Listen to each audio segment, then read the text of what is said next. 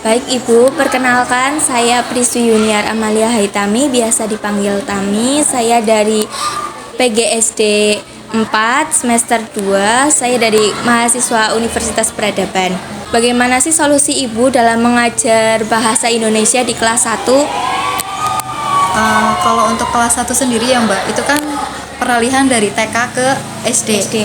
Pasti beda. Kalau tantangannya mungkin anak-anak lebih ke membacanya.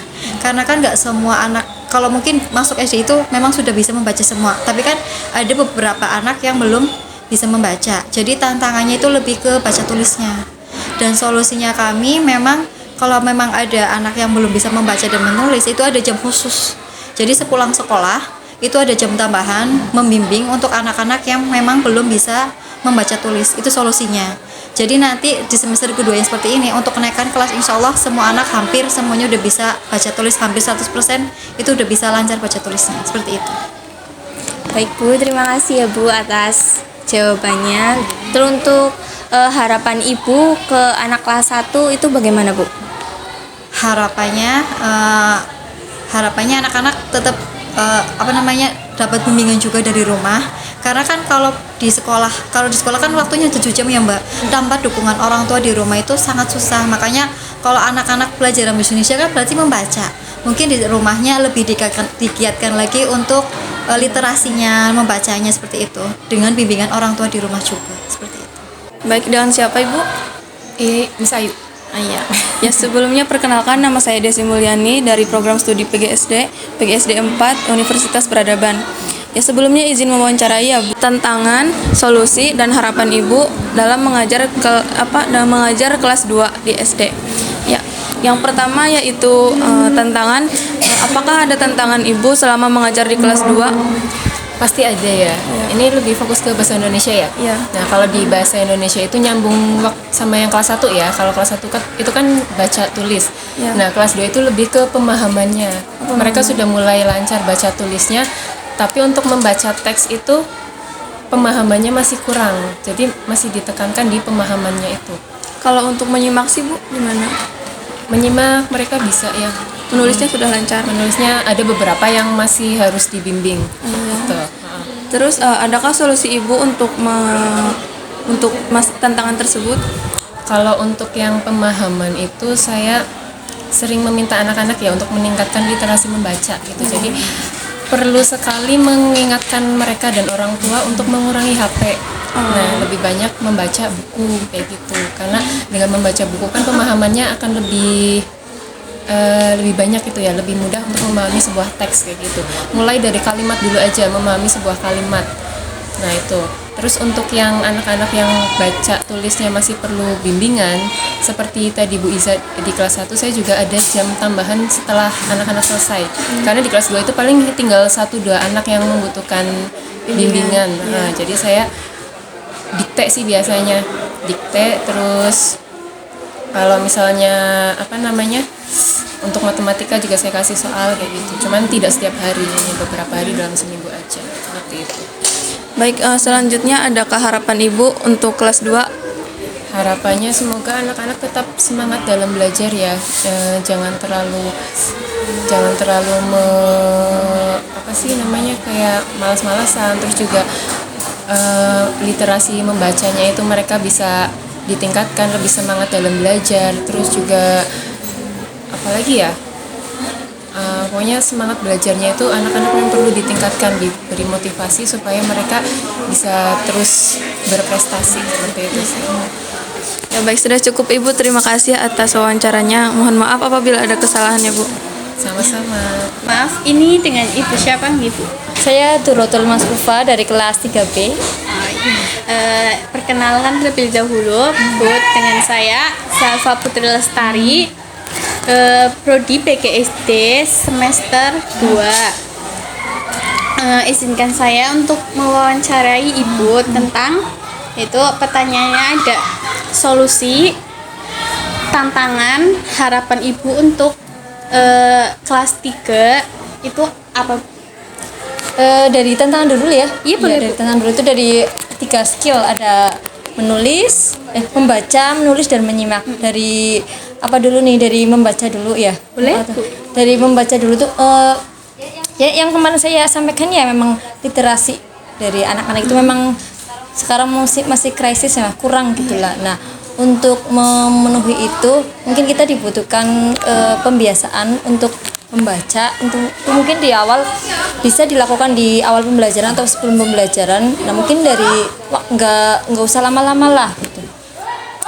Dari 10 atau 5 atau sampai 10 menit itu. Nah, tantangannya itu ya paling karena kurangnya minat baca ya. dari siswa. Nah, kemudian dari tantangan untuk membaca itu, mereka kadang-kadang membaca itu tidak ini loh Mbak, tidak memperhatikan punctuation dalam bahasa tanda baca. Tanda baca itu ada titik, koma. Kalau titik kadang-kadang mereka bladas aja. Kalau misalkan koma juga mereka cuman ya gitu, mereka nggak memperhatikan tanda baca, tanda seru. Nah, kalau misalkan memperhatikan tanda baca, otomatis kan penjadaannya itu kan tepat ya. Kita harus berhenti di mana, nanti kan maknanya juga beda gitu. Nanti berhenti di mana, terus harus lanjut di mana, itu pasti maknanya berubah atau berbeda dari kalau misalkan memperhatikan punctuation, nah, atau tanda baca, mohon maaf. Yang kedua ada kalau skill menulis, mungkin dari kerapian juga menurut itu kayak tantangan juga ya. Kerapian itu mayoritas anak laki-laki itu kan kerapiannya cukup ya seperti itu ya, mungkin belum serap itu. Tapi kan kita yang namanya guru pasti udah mengingatkan, dan ada nulis itu halus itu untuk biar melatih kerapian mereka. Nah, selain itu menulis juga sama sih, kerapian sama itu EYD. Terus mereka tuh biasanya huruf awal, huruf kecil, huruf capital itu biasanya kurang perhatikan.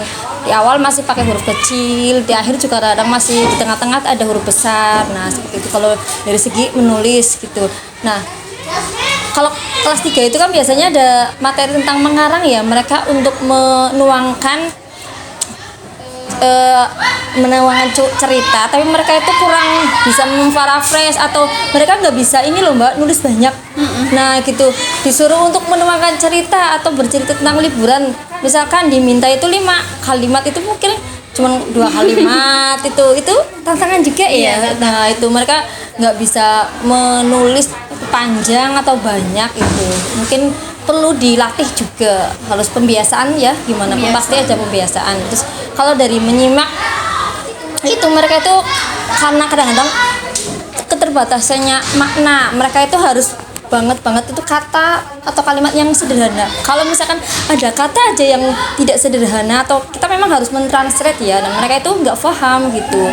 Memang harus kalimatnya atau katanya itu sederhana, terus mungkin mereka bisa menyimak, nggak beberapa kali nanya lagi. Jadi nanti kalau misalnya memahami bacaan, ya maka mengulang membaca beberapa kali untuk memahami konteks atau teks itu bacaan gitu ya Mbak ya. Itu tantangannya. Nah, kalau misalkan tadi pertanyaan Solusinya Bu? ya, untuk solusi dari membaca pasti ya tadi pembiasaan untuk literasi dari mungkin di awal pembelajaran itu. Kemudian terus juga kita memang mungkin menyuguhkan sebuah teks, tapi teksnya nggak yang monoton full teks yang penuh ya Mbak ya kalau membaca gitu. Mungkin kita di dalam teks yang ringan-ringan dulu deh, biar setidaknya itu anak-anak tuh nggak mau udah beboh atau bosan dulu dengan teks yang panjang. Teks yang ringan, teks yang pendek dulu, nanti anak-anak mungkin terbiasa. Nah nanti kita ditambah tuh dari yang 2 kalimat nanti, atau 1 paragraf, nanti mipil gitu untuk membaca. Kalau untuk menulis ya kita sering-sering untuk pasti itu kalau misalkan kelas 3 ya itu sering menulis biar kerapiannya ya diperhatikan. Terus kemudian juga kita tentu itu pasti memberikan soal untuk mereka memahami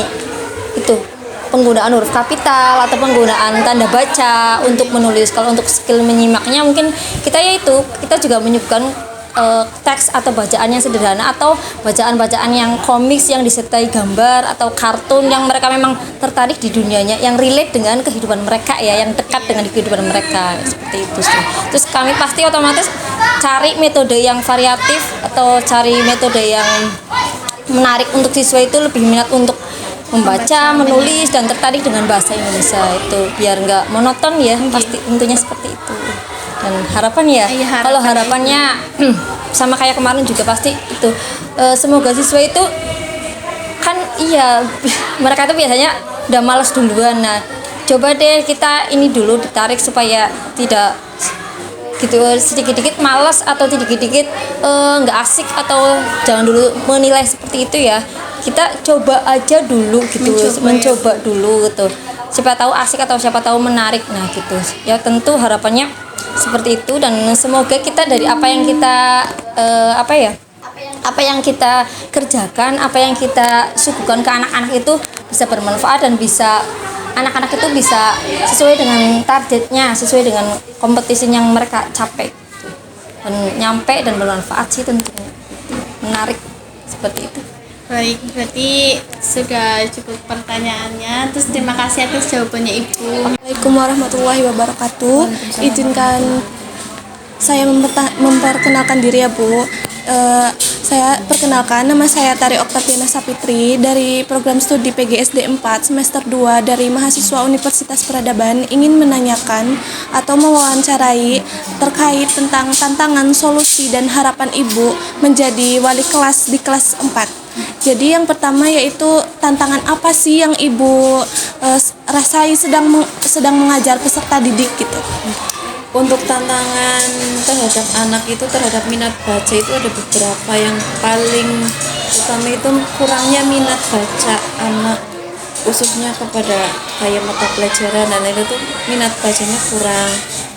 Nah terus juga karena kebiasaan dari kecil mungkin kurang atau sering kurang interaksi dengan buku, membaca itu juga menjadi tantangan tersendiri. Terus juga sekarang banyaknya persaingan dengan teknologi ya, kayak game. Anak-anak sekarang kalau di rumah itu sudah mainnya game, jadi membaca buku itu paling di sekolah juga cuma beberapa jam kan, jadi kurangnya ya persaingan antara gadget itu juga sangat berpengaruh itu. Jadi solusi Ibu untuk peserta didik itu kayak gimana? Solusinya yang pertama itu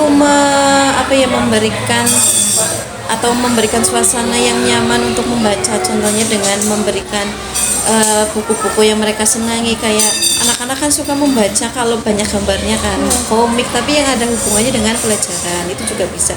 Terus yang kedua, solusinya juga membantu kerjasama sama orang tua supaya di rumah juga tetap diajarkan membaca, literasi itu juga ya. Terus juga memanfaatkan teknologi. Sekarang anak-anak disuruh membaca komik, kalau di HP, lewat HP mereka juga mau kan, lebih cenderung tertarik ke gadget seperti itu. Makanya memanfaatkan teknologi yang ada juga seperti itu. Lalu harapan apa sih Ibu untuk siswa gitu, untuk kedepannya supaya lebih semangat membaca, menulis gitu? Ya, semoga sih harapannya anak-anak lebih rajin lagi, minat bacanya tinggi, karena buku itu kan jendela ilmu, membaca juga wawasannya luas kan. Nah, apalagi zaman sekarang tantangannya luar biasa, anak-anak main gadget terus, kalau tidak diimbangi dengan membaca, belajar itu akan sia-sia belajarnya gitu. Semoga sih kedepannya kerjasama antara guru dan sekolah juga bisa lebih ditingkatkan untuk minat baca anak terutama seperti itu. Udah cukup. Sebelumnya terima kasih telah mau diwawancarai.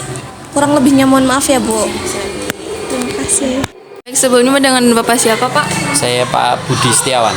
Ya, sebelumnya perkenalkan, nama saya Desi Mulyani dari program studi PGSD Universitas Peradaban.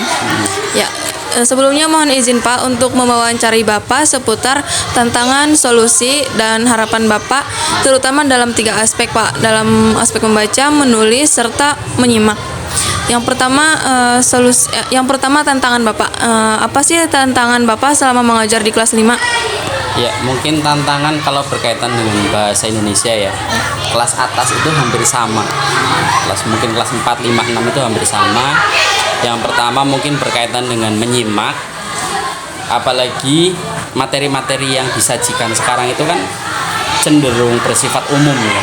Sedangkan mereka mengeksplor di dunia luar itu udah lebih dari itu. Sehingga ketika kita membacakan atau menyampaikan, mereka cenderung udah tahu. Jadi akhirnya untuk menyimak itu mereka nggak maksimal. Akhirnya karena mereka merasa udah lebih dari itu, mendapatkan sesuatu yang mereka dengar saat itu. Itu berkaitan dengan menyimak, sehingga konsentrasi mereka beralih ke yang lain. Itu seperti itu. Kemudian yang kedua, berkaitan dengan menulis, memang ini yang sangat memprihatinkan untuk saya diantaranya menulis dan membaca. Kalau menyimak masih bisa kita kontrol lah dengan cara-cara yang lain. Kemudian kalau berkaitan dengan menulis itu, mereka sekarang sudah pengaruh gadget tadi itu, sehingga mereka lebih cenderung ketika untuk menulis dengan tangan ya, dengan huruf Latin dan lain sebagainya itu, mereka sudah merasa sedikit-sedikit udah capek gitu, udah capek. Kemudian untuk solusinya ya lebih ke itu tadi, ke penayangan visual, kemudian motivasi mereka, kemudian kita memberi contoh sih, memberi contoh bahwa membaca itu kita dengan kehidupan yang nyata nih, misal ada kasus apa berkaitan dengan membaca, kita berikan pelajaran buat mereka. Jadi anak-anak tuh kan cenderung sifatnya itu harus diberi contoh, dibanding disuruh itu susah sekali. Tapi kalau kita mencontohkan, kita nyuruh membaca nih, kita baca dulu, mereka pasti mau. Dan seterusnya. Atau ada kasus apa yang berkaitan membaca, contoh di Jepang kan orang yang membaca itu jadi orang hebat begini-begini, mereka lebih cenderung mau menangkapnya. Jadi kita lebih penekanan ke mereka bahwa membaca itu penting kayak gitu. Ya baik, yang selanjutnya ada harapan Bapak, harapannya untuk kelas 5 apa Pak? Ya, harapan saya sih untuk kelas 5 ke depannya, mungkin kalau untuk saat ini ya, saya melihat itu di menulis yang paling masih saya kejar. Kalau membaca alhamdulillah dengan berbagai program, contoh kita kemarin ada program membuat studi literasi di beberapa tempat, kemudian program membaca puisi, buat puisi dan lain sebagainya. Sekarang kita kejar dengan nulisnya ini yang masih rendah sekali. Kemarin kita kerjasama dengan UPB pun pembuatan puisi itu mereka malas dinulisnya, ngarangnya mereka udah tahu nih, pas saya punya puisi kayak gini, disuruh nulis, dikumpulin 7 hari ke depan nggak pada ngumpulin, padahal punya ide. Nah harapannya ke depan ya bisa sinkron lah antara menulis, menyimak, membaca, semuanya bisa jalan dengan baik. Ya cukup, terima kasih ya Pak atas izinnya. Bu Ita Fitrianingsih. Perkenalkan Bu, nama saya Salva Putra Lestari dari mahasiswa peradaban Prodi PGSD semester 2. Izinkan saya mewawancarai ibu-ibu. Di sini ada beberapa pertanyaan, yaitu ada tantangan, solusi, harapan ibu dalam mengajar kelas 6 di mata pelajaran bahasa Indonesia itu dengan aspek membaca, menulis, menyimak. Ya. Untuk pertama berarti tantangan dulu nih. Untuk tantangan dalam 3 aspek itu anak usia SD sekarang, apalagi kelas 6 itu kan sudah masa-masa agak puber. Itu tantangannya adalah mereka itu menyimaknya kadang ada yang fokus, ada yang nggak fokus. Iya. Mungkin karena pikirannya nggak tahu kemana, dan karena mereka itu sudah mengetahui gadget, terus juga sudah tahu lawan jenis kayak gitu, itu menyimaknya masih kurang. Kemudian untuk membaca di kelas 6 itu masih kurang, sangat kurang sekali. Anak-anak itu masih malas membaca, itu tantangannya di situ. Kemudian yang menulisnya itu kadang kalau di kelas 6 kadang kita memberikan tugas seperti menulis cerpen, menulis puisi, pantun seperti itu, tapi dia juga karena kurang membaca, jadi dia itunya kurang kosakata diksinya juga kayak gitu. Itu tantangannya. Kemudian tadi solusinya. Nah itu solusinya itu kalau menurut saya sih anak-anak ditekankan setiap hari itu untuk membaca sebelum pelajaran. Kemarin juga sudah mencoba untuk seperti itu. Program literasi. Iya, program literasinya. Itu selama kurang lebih 15 menit. Tapi ya ada beberapa anak yang memang sudah paham, sudah dari bacaan itu, ada yang belum. Karena pemahaman anak itu berbeda-beda. Kayak gitu, iya. Dan bisa disamaratakan. Iya, betul. Yang satunya lagi?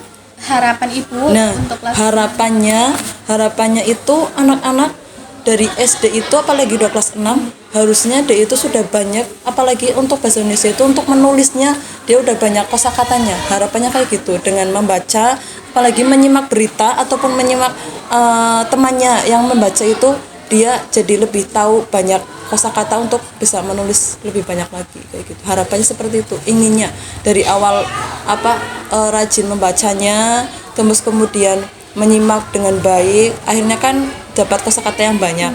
Jadi menulisnya juga banyak. Bisa mulai coba public speakingnya. Iya, betul. Ya kayak praktek-praktek pidato misalnya kayak gitu, itu jadi aspek Lomba-lomba gitu berbicara. atau tugas. Itu ada ada di sini ada juga, Bu. Ada kadang itu kalau di kelas 6 itu kalau tugas seperti itu ada tugasnya, maksudnya nanti ada reward. Itu iya. ada untuk anak-anak semangat, tapi Tiap ya kadang kelas. tapi kadang itu pun untuk anak-anak yang kayak gitu yang Ambis. iya betul. Kalau misalkan yang nggak suka baca, ya udahlah, paling juga dia kayak gitu. Itu seperti itu aja. Baik Ibu, sudah cukup Ya. dan terima kasih sudah mau direpotkan untuk diwawancarai. Terima kasih Bu. Sama-sama.